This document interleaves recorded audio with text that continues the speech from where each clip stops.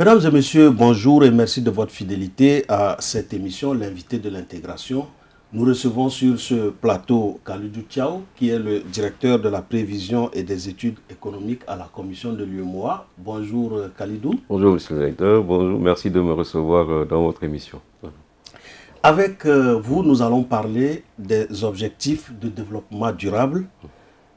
La 4e édition du rapport sur la situation de mise en œuvre des politiques nationales de développement, qu'on appelle les PND, ici à la commission de l'UEMOA, et des stratégies de réduction de la pauvreté pour la période 2019-2023 a été publiée il y a quelques mois. Globalement, est-ce qu'on peut dire que les objectifs de développement durable dans l'espace UEMOA progressent? Ce que l'on peut dire globalement, c'est qu'effectivement, il y a eu des progrès pour certains objectifs. Mais bien entendu, comme pour ce qui concerne la situation au niveau mondial, il y a également eu des domaines dans lesquels on a plutôt stagné et d'autres pour lesquels, en réalité, on a observé un peu de légers reculs. De manière générale, les progrès ont été enregistrés au niveau de certains objectifs tels que l'assainissement, l'accès à l'électricité. Il y a également eu des progrès notables en matière de santé maternelle, de mortalité infantile, voilà, et d'assainissement. Mais pour ce qui concerne les autres domaines, de manière générale, la situation n'a pas tellement évolué. Et donc, ce qui montre qu'il y a encore des défis à relever, bien entendu. Mais c'est un constat qui n'est pas propre à l'UEMOA, il concerne l'ensemble de la planète. Mais bien entendu beaucoup d'autres pays africains. Et quand on parle des objectifs de développement durable, on pense beaucoup plus souvent à la pauvreté. Est-ce que dans l'espace UEMOA, la pauvreté a reculé? En tout cas, des progrès significatifs ont été réalisés, mais la pauvreté demeure quand même une réalité au sein de l'Union, avec des proportions de la population encore significatives, qui subissent justement cette expérience. Les États ont fait beaucoup d'efforts, beaucoup de progrès depuis les objectifs du millénaire pour le développement, qui ont donc pris fin en 2015, et donc donné lieu à l'avènement des ODD. Mais il y a encore beaucoup de progrès à faire. On a des taux de pauvreté qui sont compris grosso modo entre 36 et 50%. Donc, de la population des États membres. Donc, ce qui fait que cela signifie qu'il y a au moins un tiers de la population qui est encore concernée par cette réalité. Concernée par la pauvreté. Exactement, c'est ça. Alors, vous avez parlé tantôt des efforts que les États ont déployés.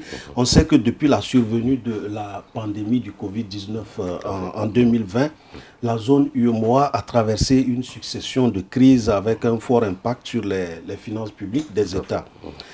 Alors, on sait aussi que les États ont investi environ 5 000 milliards de francs CFA. Quelles sont aujourd'hui les conséquences des réponses apportées par les États pour juguler ces différentes crises? Quelles sont les conséquences sur les finances publiques? La première chose que l'on peut dire, c'est que les plans de riposte et de relance qui ont été mis en œuvre par les États ont véritablement apporté des solutions aux difficultés qui avaient été posées par la pandémie de Covid-19. Vous l'avez mentionné, on a effectivement un montant global des interventions qui est évalué autour de 5 000 milliards de francs CFA. Et ce que l'on peut dire dans un premier temps, c'est que lorsqu'on observe effectivement la reprise de la croissance et de l'activité économique à partir de 2021, cela suggère qu'il y a eu une certaine efficacité effectivement dans la mise en œuvre des plans de relance et de riposte et de relance. Maintenant, il y a eu également des difficultés parce qu'on a observé un taux d'exécution qui tourne autour de 55% pour donc 5 000 milliards, ce qui signifie qu'on devrait se retrouver autour de 2 700, 2 000 milliards, 3 000 milliards, 3 000 milliards environ, voilà, globalement. Donc avec des problèmes de gouvernance également ici et là qui ont un peu freiné voilà, les efforts qui étaient faits par les États et qui ont également eu des conséquences effectivement au niveau des finances publiques. Parce que comme nous avons tous pu le constater, on a observé une forte augmentation des déficits publics.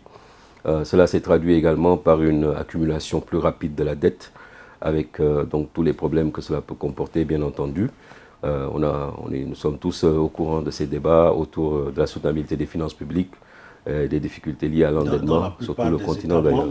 Voilà, et même au-delà de l'espace UEMOA. Au-delà de l'espace UEMOA, effectivement.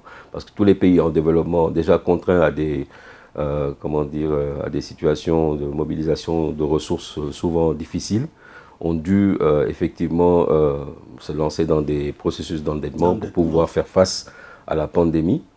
Il ne faut pas oublier, comme vous l'avez dit, il y a eu une succession de crises. Il n'y a pas seulement eu la pandémie, on a eu à partir de février 2022 la survenue de la guerre en Ukraine. Avec la guerre russo-ukrainienne, voilà, avec donc une forte tension inflationniste au niveau mondial, un blocage des chaînes d'approvisionnement. Les difficultés en termes d'approvisionnement en matière de céréales, donc pour tout ce qui concerne voilà, les produits alimentaires, ainsi de suite. Qui provenaient pour l'essentiel de cette région du monde. Voilà, de cette région du monde, notamment avec les deux belligérants qui étaient, qui font partie des principaux fournisseurs au niveau mondial en ce qui concerne les denrées, les céréales, mais également certains produits comme les engrais, ainsi de suite. Voilà. Donc tout cela a concouru à rendre la situation financière de l'Union plus difficile.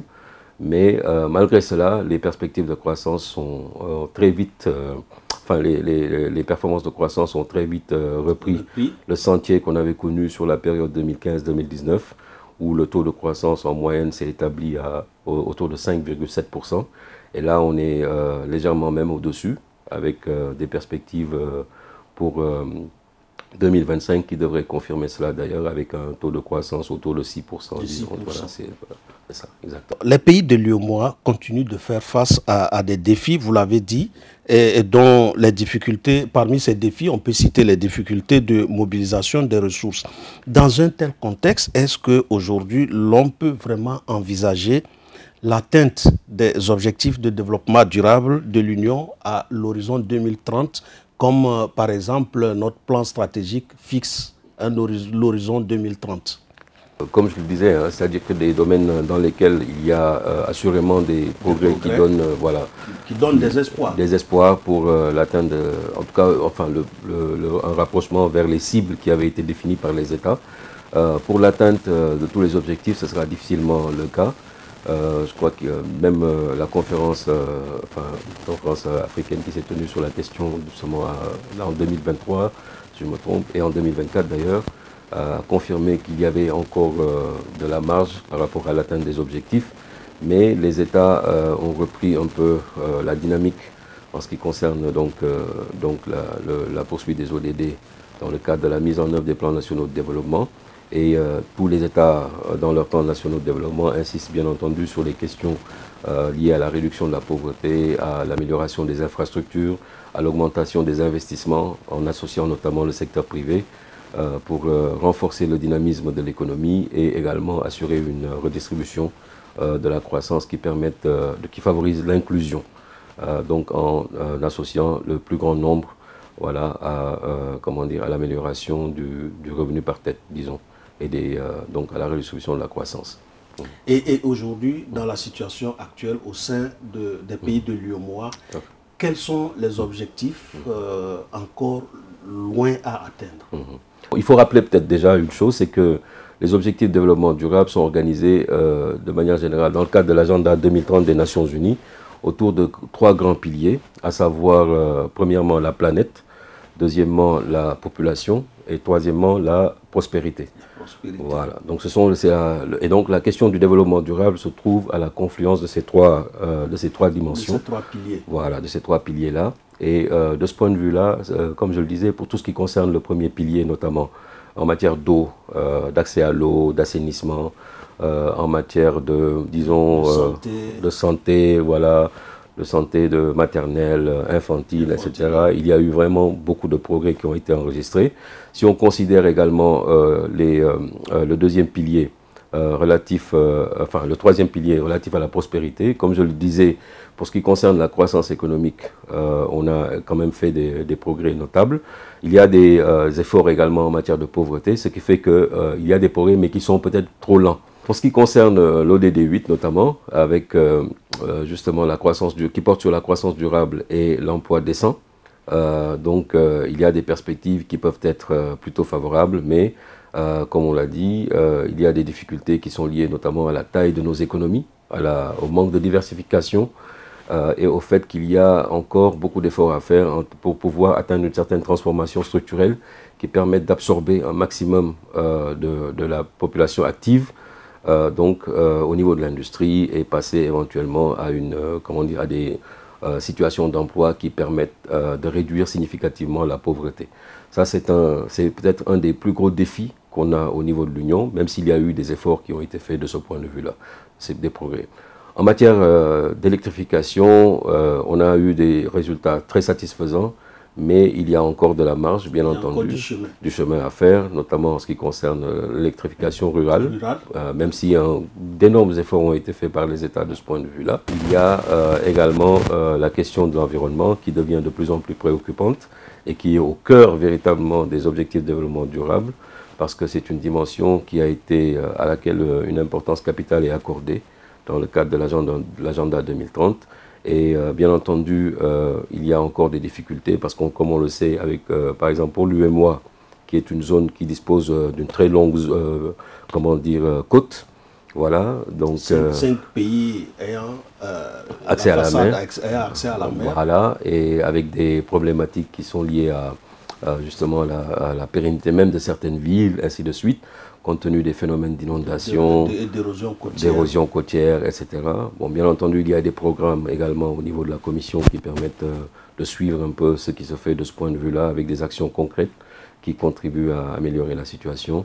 Mais les défis sont véritablement réels de ce point de vue-là. En matière de santé également, il y a beaucoup de marge encore de progrès. Et comme on le sait, cela est capital pour pouvoir aussi favoriser la croissance économique et le développement. Étant donné que, voilà, parce qu'on l'a vu justement avec la pandémie de Covid-19, les systèmes de santé ont été rudement mis à l'épreuve. Voilà. Avant cela, on avait connu le phénomène de l'Ebola, etc. Au niveau du continent, on a vu les conséquences que tout cela pouvait avoir sur les systèmes de santé, mais également la productivité du travail, qui est essentielle à la promotion de la croissance économique. Voilà. Et je rappelle que tous ces défis sont pris en charge dans les 2 nouveaux référentiels au niveau de la commission de l'UEMOA, le plan stratégique Impact 2030 Exactement. Et la vision prospective de l'UEMOA 2040. 2040, tout à fait. Merci Khalidou Thiaw. Je vous en prie. Merci d'avoir abordé ce thème très important pour notre émission. Merci. Mesdames et messieurs, cette émission est à présent terminée. Nous vous donnons rendez-vous pour un prochain numéro de l'invité de l'intégration.